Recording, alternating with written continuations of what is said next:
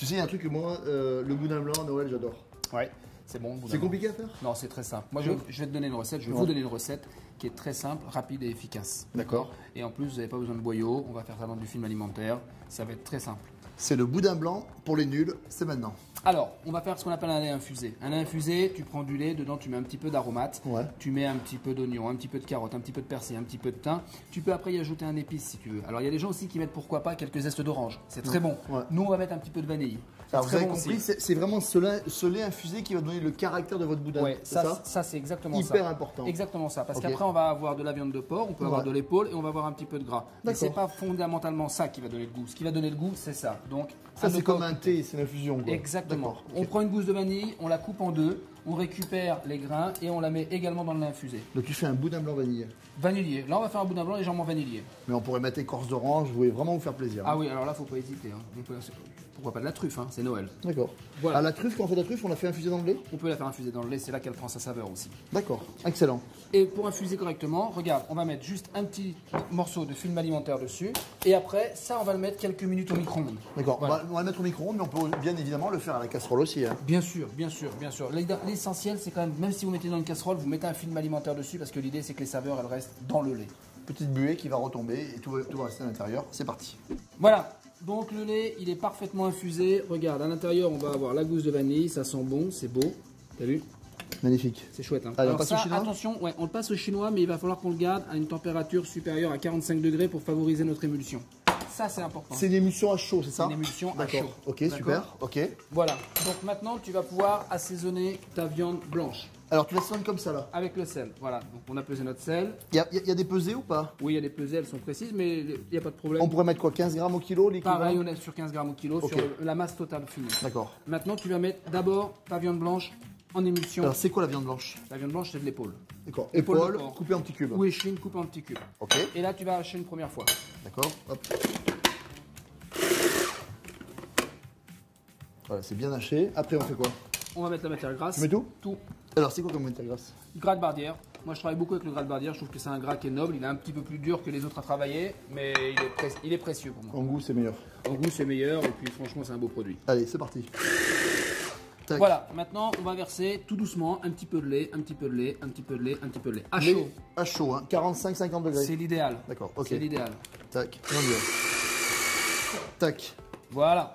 Comment on voit après que c'est prêt? Et ben regarde, le mélange il est bien homogène. On voit qu'on a quelque chose qui est bien lié. Il n'y a pas de souci. Mais quand même, on va mettre dedans maintenant le porto et un œuf. D'accord. Alors Allez. un petit peu d'œuf. Hop. Et le porto. Porto blanc. Porto blanc. Pour la couleur, pour garder la main. Allez, c'est parti.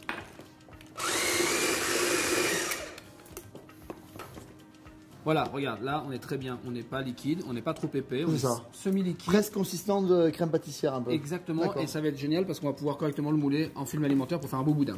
Alors là, Allez. on va pas utiliser le bouillon naturel. Non, parce que ça va être plus pratique pour monsieur et madame tout le monde. Ouais. Et regarde, on va prendre notre produit. Tac, vas-y. Voilà. Et on va le mettre comme ça. Et là, on pourrait rajouter pourquoi pas quelques des truffes, ou on pourrait même pourquoi pas râper quelques zestes d'orange dessus. Ouais, là, on peut vraiment le customiser un peu à sa façon. Exactement. D'accord. Voilà.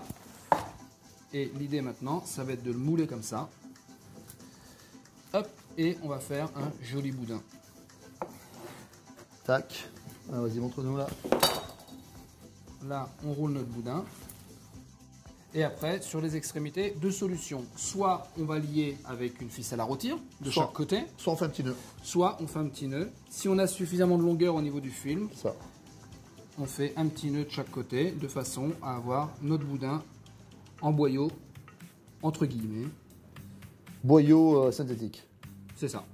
Alors comment on fait pour le cuire? Alors, on va le cuire poché dans une eau qui va être à 70-80 degrés. C'est-à-dire là, ça frémit, c'est parfait. C'est parfait, franchement, ça craint pas grand-chose. Ouais. Bon, il faut surtout pas que ça boue, Ouais, bah, sinon, mais ça- par contre, on peut le laisser 15-20 minutes sans problème. Ce qui est génial, c'est que toutes les saveurs restent à l'intérieur. C'est ça. Ok. Voilà. Donc là, tu mets on ça. le pose délicatement dans l'eau de cuisson et on va le laisser 15-20 minutes comme ça, tranquillement. Frémissement. Frémissement, C'est parti. parfait. Voilà, cuisson est terminée, un petit quart d'heure. Hein. Hop, qu'est-ce qu'on fait là? Allez, on les met dans de l'eau bien glacée. Bah, pourquoi c'est important ça? Alors, ça maintient le produit bien froid. Ça Ouais. stoppe la cuisson aussi. Hein. Ça Ok. stoppe la cuisson, ça évite que ce soit surcuit. Ça, et puis, l'idée, ça le maintient aussi un peu blanc, bien blanc. On va attendre une dizaine de minutes? On attend une petite dizaine de minutes et puis après, on peut le sortir du film. Tu vois, ça tient super bien. Allez, regarde, on va sortir du film. on égoutte correctement. Tac. Regarde. Bien ferme, hein. Ah, c'est bien ferme, ça tient bien. Tac, tu coupes un bout. Je sais que t'as faim. J'adore ça. Trop bon. Regarde. Un Hop, petit goût beignet, hein. logique. Ouais. C'est ça qui est bien. Regarde, t'as vu? Hop, et on a fait un boudin blanc maison. Voilà. On va le passer à la poêle. Alors, l'idéal, c'est de le passer à la poêle ou alors de le passer au four. Ouais. Toujours avec une belle petite noix de beurre, histoire de le colorer un petit peu tout autour. Et puis après, on le dresse sans souci. Vous avez vu là, le boudin blanc vraiment maison, c'est pas sorcier. Hein. Mais bon, faut dire que tu t'y connais un petit peu en charcuterie, non? Ça va, j'adore. Alors maintenant, c'est à vous.